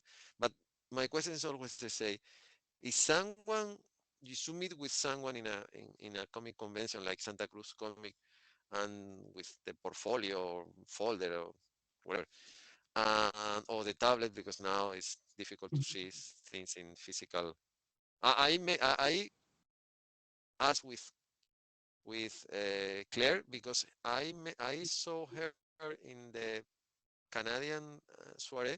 She came with a physical folder with physical original, and when I saw her and say, I asked, I introduce myself and say, this is your original work. Say, do you want to show me? And I sit down in a table. You know that there are tables with chairs and it's possible to sit down. I sit down with her. He opened me the folder, and I don't remember what's the last time I made with some comic book artist with original Yeah. pencil, ink, and color. Mm-hmm. And was I feel much more than an editor, like a guy from a foundation, but was say, wow, it's a totally different approach.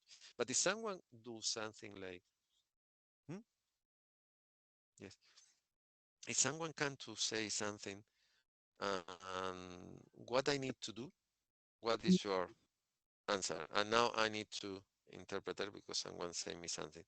Eh, bueno, he dicho lo del tema de la exposición, que la exposición está muy bien, porque situaba, y después también había un poco un chiste privado en cuanto al tema del tiempo, que todos los que veníamos de países nórdicos, o el caso de ellos que venían de Canadá, veníamos con 18, 20, 22 grados bajo cero, y cuando llegábamos a Angoulême nos encontrábamos con un tiempo de 12, 14 bajo cero, la gente abrigada como si estuviera en el polo. Entonces nos mirábamos como diciendo, para esto nosotros es la primavera. Y después ya han comentado que como Canadá es tan grande, precisamente este tipo de cosas es cuando ellos se pueden ver. Y después he comentado que otra de las autoras que ha sido invitada a estos encuentros coincidiendo con el Día del Cómic, que es una autora canadiense, se llama Claire Gallagher. Ella, yo la conocí, o sea, me fijé en ella porque iba con una carpeta física. Y eso ya empieza a ser como una rareza. Y entonces le pregunté si eran sus originales, me dijo que sí, y me senté en una mesa con ella me abrió la carpeta y yo me puse a ver sus originales. Y eso desgraciadamente ya no pasa. Ahora todo es digital. Entonces yo la pregunta que siempre hago al final es, si ellos están en un salón de cómic y después de una presentación, una charla, lo que quieran, una sesión de firma, alguien viene con una carpeta, con una tableta, con lo que quieran, me da igual, con un blog de notas lleno de apuntes, lleno de sketches, lleno de historias, ¿qué le dirían que hiciera para empezar, para poder publicar? I interpreted the things, and now the answer is that if someone can and say, this is my job, what do you believe is good for me to do if I want to be a professional comic book artist or comic book illustrator? McLeod book is a good basis. Yeah, I think you learn a lot. comics. Understanding comics is an excellent resource. Yes. And I think, you know, a lot of it is going to depend when you're looking at the portfolio on the person's experience. You look for things like the structure of the characters, the page flow, you know, legibility. So clarity of everything. Like clarity of communication is kind of everything. If you've got good drawings and you've got good, clean, this is where this balloon is and that person's speaking, and the flow, nothing trips you up and it all makes sense. If it's easy to read in that sense, then you've done your job well. Yes, it's almost invisible when you do your job well. Yeah. How seamless it is to read it. But you really notice when the panel sequencing is clunky. So, yeah. You'll notice certain things, certain people won't draw backgrounds and they could probably use an establishing area. Things like, you know, expression or a lot of structure issues with characters and stuff like that. So it kind of depends on the portfolio and what the person is looking for. If they want to work for Marvel and DC, they'll really have to get their anatomy and perspective right, because they like a more realistic style. But if you're looking to work on indie books or creator-owned small press, you see all sorts of art styles, and some of them might be a little bit more how would you describe it? It could be loose and scratchy. They could be more primitive, and that can all work really well for the narrative. Yeah, depending on the narrative they're wanting to tell. So. Yeah, so it depends. If you're trying to get into Marvel and DC, there's going to be a house style that you're going to have at least some familiarity with. Yeah. If you're looking to do independent comics, then the world is kind of wide open for that. You know, yes. So, there's such a variety. Yeah. But legibility above everything else. Yeah, clarity and legibility above everything else, because your style can change. It can be very structured or very loose, but if you can't read it and understand the idea behind the artwork, then everything falls apart. Yeah. Wow. No,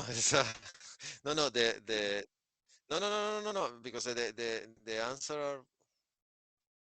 the answer are clear, and you focus in some points that normally people don't say about, for example, the Marvel or DC. But vamos a ver, todo depende de la persona, todo depende de la persona, de lo que esté buscando, lo que quiera. Ellos han dicho que, por ejemplo, si alguien quiere trabajar en Marvel o en DC, tiene que trabajar mucho la anatomía, la perspectiva y sobre todo las reglas de estilo. Antes puse el ejemplo de que el libro de estilo de DC lo hizo José Luis García López, el dibujante español. Entonces tú, si quieres dibujar un personaje de DC, incluso hoy tienes que seguir ese manual de estilo, te lo tienes que conocer, aunque las cosas hayan cambiado. Entonces, después es muy importante, aparte que tengas un estilo claro y que sepas dibujar, aunque sea con tu propio estilo, que sepas contar una historia, que sea fácil de leer, fácil de entender, porque es que eso, si consigues contar la historia según los cánones del lenguaje secuencial, es que ni te das cuenta, o sea, lo lees y no reparas en otra cosa. Tú, para conseguir que algo funcione, tienes que conocer los rudimentos de esa disciplina, si no es muy difícil. Pero después el tema fundamental es que hay una diferencia entre lo que sería el cómic de Marvel y DC, es cómics que tienes un libro de estilo que tienes que seguir a rajatabla porque es que no te lo puedes saltar, salvo gloriosas excepciones que normalmente suelen ser muy escasas y solamente para gente evidentemente que lleva mucho tiempo dentro de la casa. Y después que si quieres trabajar con más libertad, que si quieres experimentar, existe lo que es el cómic, digamos que como lo que se puede producir en Onipress, lo que se puede producir en Top Shell o en cualquier editorial, digamos que de segunda línea, que ya lo he dicho antes, no son de segunda línea porque Marvel y DC juegan en su liga particular, no tiene nada que ver con el resto de las editoriales, o sea, está Marvel DC y el resto de las editoriales. Y ahora mismo estaría Image, lo que pasa que Image es distinta en cuanto a la propiedad intelectual de los personajes, pero que es simplemente lo que tú quieras buscar. Pero fundamentalmente tienes que saber contar una historia, tienes que respetar, tienes que mantener la estructura narrativa para que se pueda entender lo que estás haciendo, porque si no es imposible, y a partir de ahí elegir cuál es el mercado al que tú quieres llegar, ya sea un mercado, si quieres trabajar en Marvel o DC, ya sabes lo que te toca, ser más clásico y respetar unas normas, y si quieres contar historias más disparatadas o más a tu estilo, pues tienes que irte a un mercado más alternativo, pero no por eso dejar de trabajar. I think I interpreted everything in the best way possible, because this is the important part, because thing like the Marvel and DC, what is important is you want to work in Marvel and DC. It's important that people don't need to lose this. They need to focus in this, because you arrive and someone put you want to draw this character, you need to know that it's ta-ta, ta-ta, ta-ta. And there are only a few guys at McFarlane that changed the eyes of the Spider-Man, and Marvel don't say anything, but McFarlane was one. On anything more, and after that anyone changed too much about the character, or you need to spend how much 30 years until someone like or Steranko changed everything, change the character, change the logo, change everything, but how many Steranko there are in the market? One.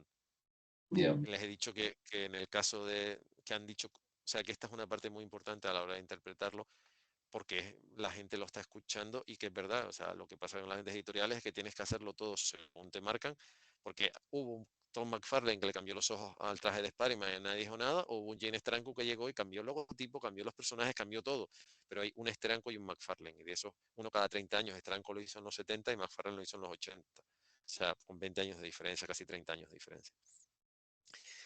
There are anything more you want to share? Because after that, perdón, después de todo esto, lo que sí les recomiendo es que se vayan a la página web de la editorial, que además es tal cual, o sea, este es el nombre de la editorial. Váyanse a la página web de la editorial para que vean, por ejemplo, este proyecto que es de yes, I know. One fast question. When do you believe this? Because coming fall 2024, but when, in October, November, December, September? Yeah, we've decided. Yes. Yeah. Yeah. No, because there are things like, yes, October, yes, but you never know what this is the thing. Yeah. Look really, yes. I don't want to talk too much, because I don't like to talk before the projects in the market, especially in this situation. Le he preguntado por esta obra que sale en el catálogo, que aquí está y pone que es en octubre, pero mírenselo, pero no me gusta hablar de las cosas antes de las que salgan, porque prefiero hablar de cosas que ya estén, porque tal y como está el mercado nunca sabes cómo van a acabar las cosas. If by any chance someone from my country want to send to you something because they want to publish with you, the system is like with a normal editorial, or there are any special requests? Yeah, I mean, one of the things we were looking at and started doing is considering publishing other people, and we're starting that in March with our friend Nick Cross and Marla Meekins. We're doing Orchard of the Tame through a Kickstarter. So crowdfunding has been one of the new things that we've been trying out to publish our books, and that's our first kind of like testing the waters of publishing other people's books. Mostly we have to kind of focus at the moment on our own projects. There's only two of us here. This is the freelance and the spare time job and other people's books too. So Yeah. I would say at the moment we're not actually accepting any solicitations outside of what we might This one. find on our own kind The of thing. cat's chewing plastic. Cats. They're Me right around preguntaba, at supper time, so they get restless at this time, and they let you know. Si alguien quiere mandarles algo, que dice que ahora mismo ellos van a empezar a publicar algo que no es suyo en marzo, pero que en principio para testar testar las aguas, que es una expresión que significa, bueno, ver cómo puede funcionar esto, que ahora mismo no, pero bueno, que eso nunca se sabe. Y el tema, y yo lo que sí les invito a todos a que vean, a que miren la página web y vean lo que están haciendo. Any last word after 1 hour and a half talking about your job and everything? Yes, because kind of our exposure to the European market. Like France was really an eye-opener for us. We've done a lot of the North American shows, and we have a good sense of kind of how that works around here. And seeing how things kind of worked in different countries was super fascinating. I know that's something we would try to do a bit more if we are able to, is to try and see what the rest of the world has to offer. Yes. It doesn't make it to North America as well. Yeah, we'd like to see all kinds of comics because we're, as much as we love to create them, we're huge fans of what other people create. Yeah. So to see the different perspectives of people globally from different countries is always a lot of fun for us. And there's always something new to discover. And then we get really excited about. Yeah, I feel like we're starting fresh with a brand new world of comic books when we walk over there. So it was a lot of fun to see what's out there. No, ellos han dicho que lo que les ha encantado presentar en Europa su trabajo y que ha sido la oportunidad de ver lo que se hace en el resto del mundo. Porque además es eso, ver diferentes opciones, diferentes perspectivas, diferentes formas de entender un lenguaje que a ellos les encanta, no solo lo que puede ser el lenguaje americano, el lenguaje que se puede llevar en el mundo americano, en el mercado anglosajón, y siempre hay algo nuevo que descubrir. Y eso evidentemente al final es lo que se trata, o sea, tú vas a un salón de cómic en otro país precisamente para ver lo que te ofrece. I don't know, it's in my hand to talking with someone that want to be your editor in Spain, but for example, in the Butterfly House, I really want to see this in my language, in one of my language, because I use professionally much more English than in Spanish, but I agree with you because I am from one country, live in another country, and travel to different countries to see different jobs, and you always find something new, and different approach, and different perspective, and it's when you learn, when you really enjoy but learn much more, and it's when you see something from you and say, well, I saw this in that area, but he preferred to focus in that. I never believed that it's possible, but it's look really nice. It's like this thing, you move the comic and say, what is this? It's in theory simple, but and in the middle you see the two timelines and share the two different timelines and two different. The idea is simple, but it's really, really wonderful. Lo que le he dicho ahora. In other languages, like we would love to have our books brought. Like that was part of our goal when we came over with Canadian Pavilion, was to meet in the markets and see if we could get some of our books brought over to the different language. Yeah, so, the cross-pollination. Yeah, Canadian books in Europe, European books in Canada. Yeah. So we haven't had our books translated yet, but that's definitely a goal in the future, is to try and to bring our books over there into different languages. Our Pegamoose books. Yeah, because I know ponies are global. They can do it with that. Yes, this is true. Well, it's a good idea.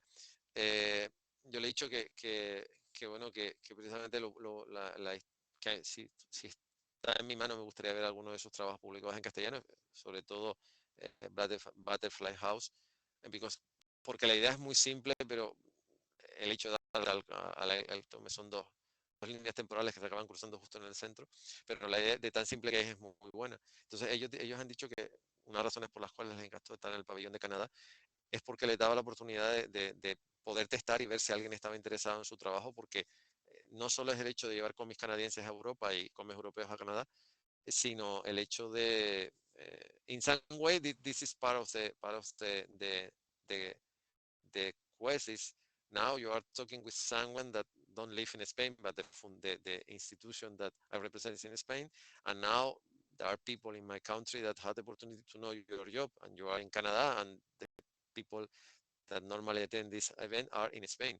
Mm-hmm. And that is in some way that's the idea. So you meet with someone and you offer the possibility to present their job in a different market, even a different language. And it's, for me, it's the good thing with the virtual world to offer this, because before that you need to take a physical plane to go to a physical scenario to talk with someone, and not everyone has the same opportunities.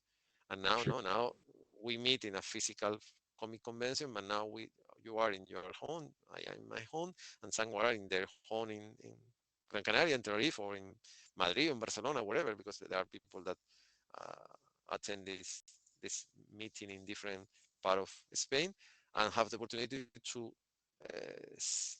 hear and see the job and hear the experience of two persons that are from Canada and work there. And that is, I think this is the next step after Angoulême, because you actually do something from Europe too. You stay in a physical comic convention in France, and now you're talking with some foundation that is in Spain. I think this is the...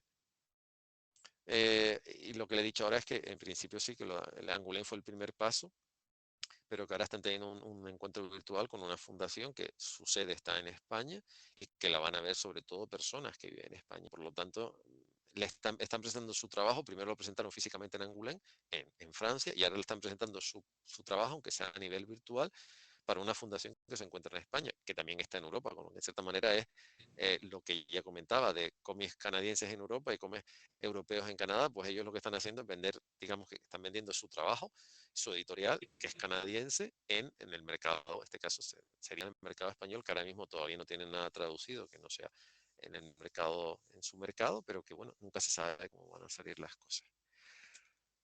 Brenda, Troy, Brenda, thank you very much from all this time, from all this crazy. I hope I am not I know that I am the same small kid in the candy shop, because it's part of my spirit. I think this is the reason why the owner of the foundation invite me to be part of the foundation, because I don't lose this spirit from the last 58 years, almost 58 years. But I really enjoy, and I hope you like the image I choose. And I jumping around time to time, but I understand when I meet with both of you that you have many things to offer, especially because you do your job from yourself and from Big Editorial, and you have an approach that is wonderful and clear, especially because you know exactly how are the difference between to work from a small editorial, from a big editorial, from a small market, from a big market. And this is something I really appreciate, and I suppose people that attend this virtual meeting think in the same way.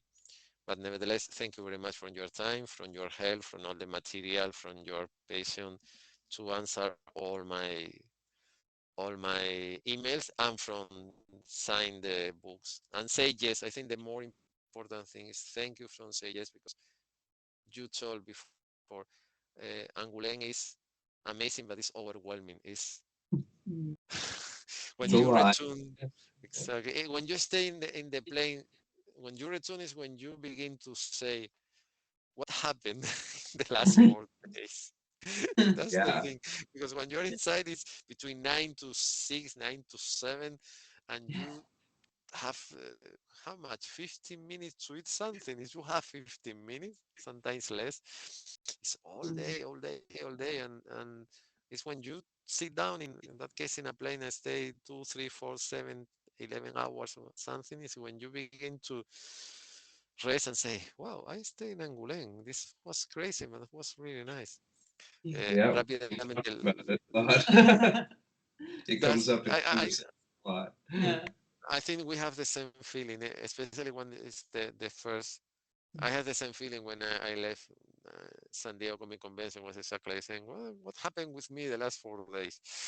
Yeah.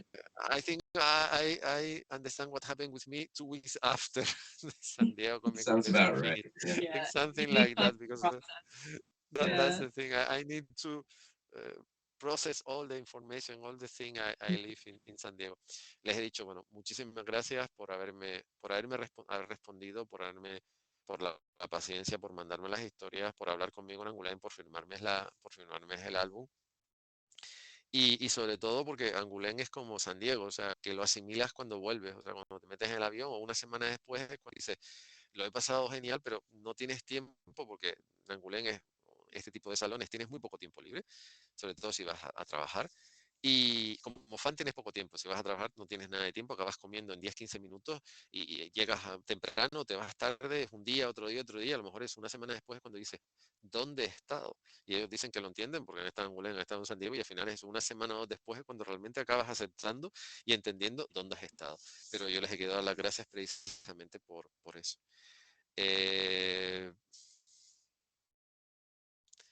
If the, I only hope that we continue to, because I want to read more things make for you, but now I have your email, it's more easy. Yeah. Yo quiero dar las gracias una vez más a la Fundación, a la Cátedra Cultural Moebius, a la Librería del Maldito, a todas las instituciones y a todas las personas que llevan viendo este tipo de encuentros virtuales a lo largo de los últimos 4 años, porque gracias a todos ustedes seguimos haciendo lo que seguimos haciendo. Y yo espero sobre todo para las personas, ya lo he dicho antes, las personas que están o empezando a trabajar o que ya tienen poca experiencia, que el trabajo de autores como Brenda y Troy les sirvan sobre todo para aceptar cuáles son sus limitaciones, para superarlas y para no tener miedo a presentarle a un editor francés, un editor de Taiwán o un editor filipino que había en Angoulême o un editor americano, el trabajo que ustedes hagan, porque al final tienes que pasar por eso y siempre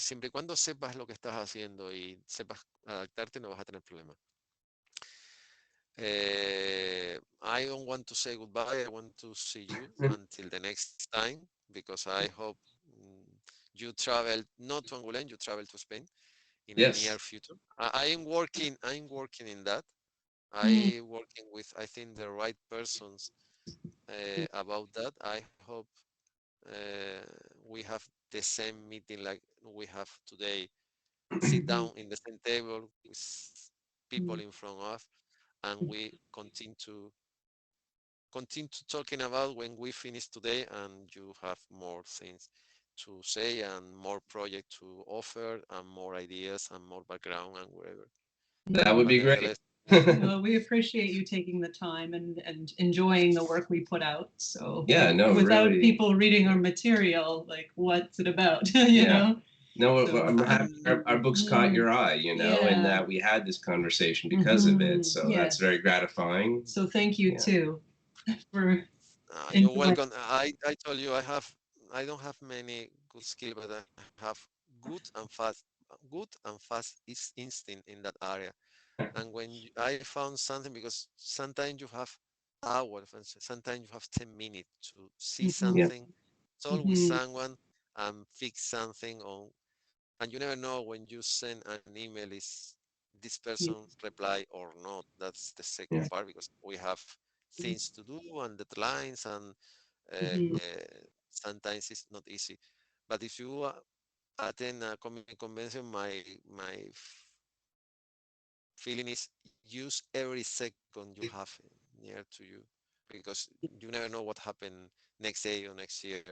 And when I meet with you and I take the album and see and say I like, my explanation is always the same. I don't change any things in the middle. If you heard, I always say exactly the same, because I told you before, I don't want to sell tickets. I want to promote your job, and I want that someone learns something about your background. This is because you are an author and I am author too. And at last, in one moment, you need to understand that if you have you do things, someone want to learn something about you, even you believe your job is nothing fancy, but you need to know. And you told it's a good perspective because you are from a country and our a different approach from the same thing. You are not from Europe, you are from the American market. Even you're from Canada, but you are very near to the American market, and you have this background. And I think this is, for me, is, even if I am not a graphic artist, but you say things are, I think about, even my job is totally different. My job is to make something with this work, but at last it's always the same. You focus in things that is important when you are an author, because your job and your quest is always the same. You need to create something.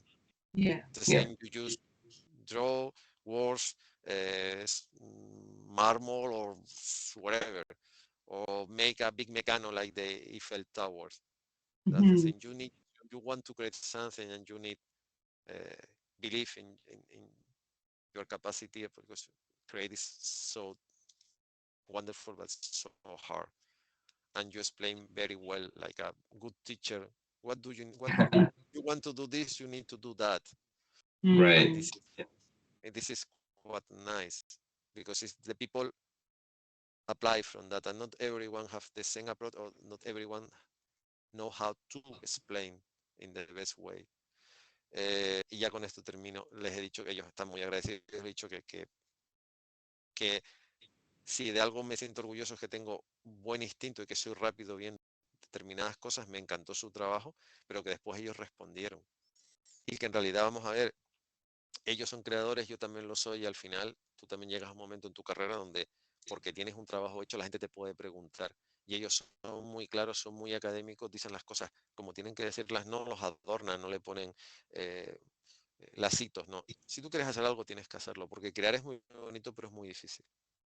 Y entonces está muy bien el hecho de que alguien te diga, mira, sobre todo porque son de un mercado, viven en otro país, viven en otro continente, viven en un mercado que no se parece en muchas cosas al mercado europeo. Es bueno que alguien, en cierta manera, desmitifique algunas cosas y diga, mira, si quieres trabajar en este mercado, tampoco es tan difícil.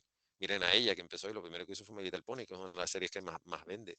El caso es que tienes que saber, tienes que tener una experiencia, saber utilizar unas herramientas y arriesgarte. In your countries, the day, in Canary Island is evening. For me, it's quite late. Yes. You should Wrap it up. But depending when you live, but nevertheless, I really enjoy this time. I hope you enjoy like me. And if it's in my hand, I don't know when, but it's in my hand, we will meet physically again next time in Europe. That is the idea. Until, no, I don't know, before or after I travel to your country, because I really want to see some comic convention in Canada, because I have the options. If that's the case, I would recommend Toronto Comic Arts Festival. If you get to make it, go to Toronto Comic Arts Festival. That's my recommendation. Yeah, top. Thank you very much. Now I need to know, I need to apply from the budget to go. That's the second part, but I really want to. You are not the first person that told me. Ella me ha dicho que si voy a Canadá, que me recomienda el Salón del Comité de Toronto, y digo que no es la primera persona que me lo recomienda.